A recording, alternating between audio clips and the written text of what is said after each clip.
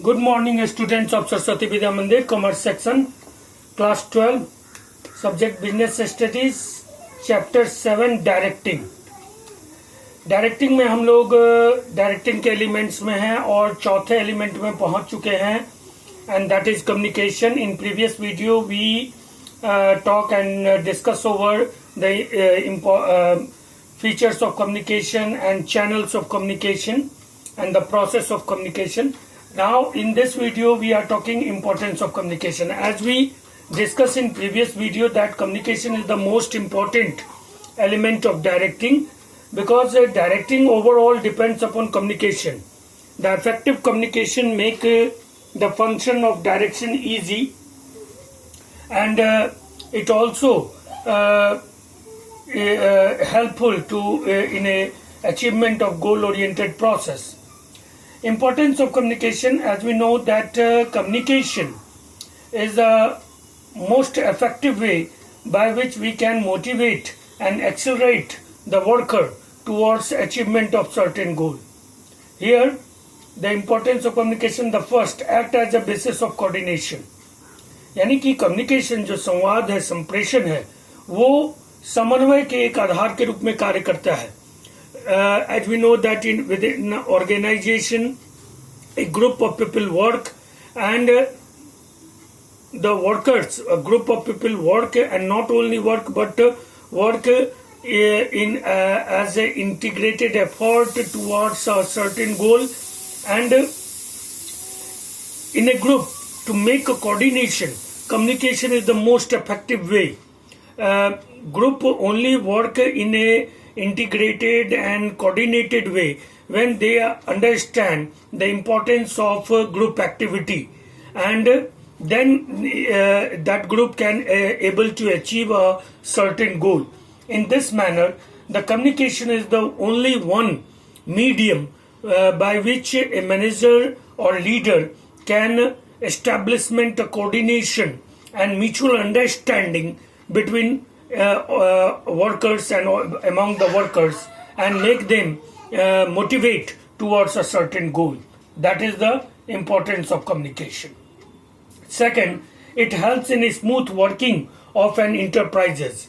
As we stated before, that the communication make the overall directing process easy, and communication, because communication motivate worker, integrate worker and coordinate worker, so overall the working of enterprises became smooth and very easy to functioning of an enterprises on the basis of effective communication, which helpful to motivate and coordinate employees. Third, act as basis of decision making. When we communicate with workers and lower subordinates and within and among managers, then we can able to find some solution. Then we can able to make decisions over a certain problem. So communication is the one way from which we find a solution, and we can make decision after making huge discussion over any problem or topic with our workers and managers and staffs, and thus it is the basis of decision making. Fourth, increases managerial efficiency. Communication is a halfway done. अगर effective communication है तो आपका communication ही आपके आधे काम को कर देता है. तो communication, an effective communication and efficient communication not only smooth the working of enterprises, but also it increases managerial efficiency. और इस communication, एक उचित संवाद और प्रभावी संवाद के द्वारा हम बहुत सारे कठिन कार्यों के लिए भी अपने वर्कर को मोटिवेट कर सकते हैं, उनको राजी कर सकते हैं. और इस तरह से those managers who have communication skill, a good communication skill, that managers can easy their function within organization, और उसकी managerial efficiency overall जो प्रबंधकीय क्षमता है वो बढ़ जाती है. तो communication plays a crucial role in a managerial efficiency.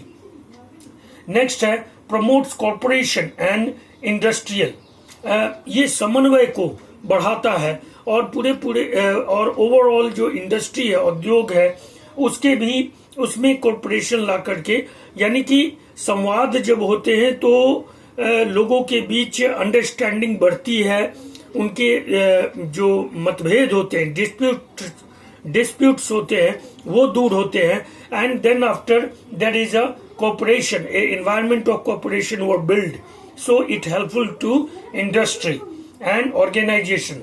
Thus communication also helpful and important to promote cooperation and industrial harmony. Next, establishes effective leadership. जैसे कि कम्युनिकेशन मैनेजरियल एफिशिएंसी को बढ़ाता है, उसी तरह से ये इफेक्टिव लीडरशिप को एस्टेब्लिश करता है. A leader must be a quality of good communication skill, and when a leader communicate in a well manner to its subordinates, then and in a good language, then there is a effective leadership were shown in organization, and that establish effective leadership. तो only communication, हम लोग कहते भी है कि यही मुंह है, जो बात है, कम्युनिकेशन हम लोग मुंह से करते हैं, और यही मुख है जो पान भी खिलाता है और फिर एडवर्स स्थिति भी लाता है, जिसमें हम लोग कहते हैं कि गाली भी सुनवाता है. तो ये एस्टैब्लिश लीडरशिप, जो ये कम्युनिकेशन है, ये बहुत क्रूशियल रोल अदा करता है. A good communication skill not only establish effective leadership but also smooth the managerial function and efficiency, and make a overall coordination, integration and cooperation environment. So communication is essential requirement of managers and leaders. Next, boost morale and provides motivation. Communication जो है वो किसी के moral को boost कर सकता है, उसे मोटिवेट कर सकता है टुवर्ड्स सर्टेन एक्टिविटी और गोल. तो कभी कभी किसी की बात हमें लग जाती है, प्रभावित कर जाती है. तो ये यही बात है कि कम्युनिकेशन का जो इम्पोर्टेंस है, कि ये मोरल को बूस्ट करने के लिए कम्युनिकेशन बहुत ज्यादा उपयोगी है. और ये केवल मोरल को बूस्ट नहीं करता है, बल्कि किसी खास लक्ष्य के प्रति ये वर्कर्स को, मास पॉपुलेशन को मोटिवेट भी कर सकता है. तो इम्पोर्टेंस ऑफ कोऑर्डिनेशन, कम्युनिकेशन बहुत ज्यादा इम्पोर्टेंट है, और इसके इम्पोर्टेंस को हमने 7 पॉइंट में देखा है. Act as a basis of coordination, helps in smooth working of an enterprises, act as basis of decision making, increases managerial efficiencies, promotes cooperation and industrial harmony, establishes effective leadership, boost morale and provide motivation. Now the types of communication. As we know that there were 2 types of organization, formal organization and informal organization. On the same basis, the communication has also 2 types, formal communication and informal communication. As we know that formal organization generate within or emerge within organization, same as the formal communication is also the organizational official communication. Organizational official communication is known as formal communication, and thus it refers to the communication taking place through official channels in an organization. Such type of communication take places between managers and workers.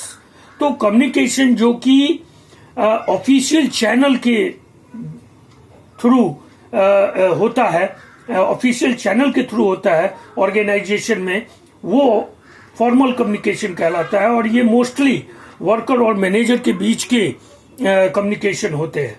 अब formal communication को भी हम लोग 2 भागों में बांट सकते हैं. पहला है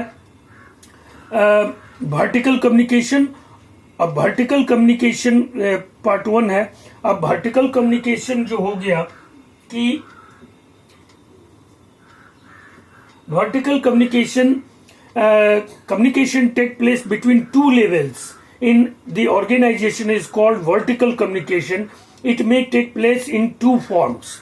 तो जैसा कि हम लोग जानते हैं कि मैनेजमेंट में 3 लेवल होते हैं, टॉप लेवल, मिडिल लेवल और लोअर लेवल, सबऑर्डिनेट लेवल.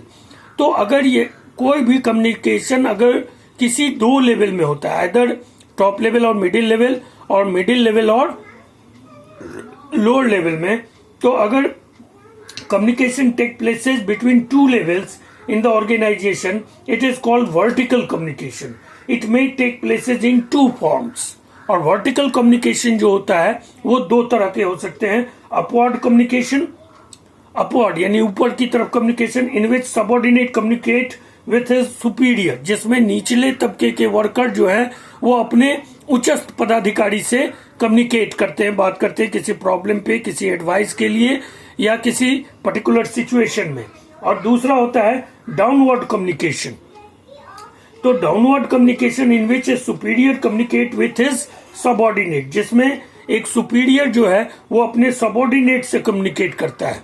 तो ये ऊपर से नीचे की ओर होता है. सुपीरियर जब अपने सबऑर्डिनेट से कम्युनिकेट करेगा तो दैट इज डाउनवर्ड कम्युनिकेशन, और जब सबऑर्डिनेट अपने सुपीरियर से कांटेक्ट करेंगे, कम्युनिकेट करेंगे, तो that is upward communication. And both are types of vertical communication. And vertical communication refers that communication when communication take places between two levels. तो ये formal communication के एक प्रकार हो गया वर्टिकल कम्युनिकेशन. अब दूसरा प्रकार है हॉरिजेंटल कम्युनिकेशन, जिसको हम लोग नेक्स्ट वीडियो में देखेंगे. तो इस वीडियो में आपने इंपॉर्टेंस ऑफ कम्युनिकेशन को समझा और कम्युनिकेशन के टाइप्स के रूप में पहले टाइप फॉर्मल कम्युनिकेशन को समझा है. इजी है. I hope you all understand. Make your fair notes in your homework notebook and also remember it, because several years in board examination the question from this segment were asked in board examination in 3 numbers or 5 number question.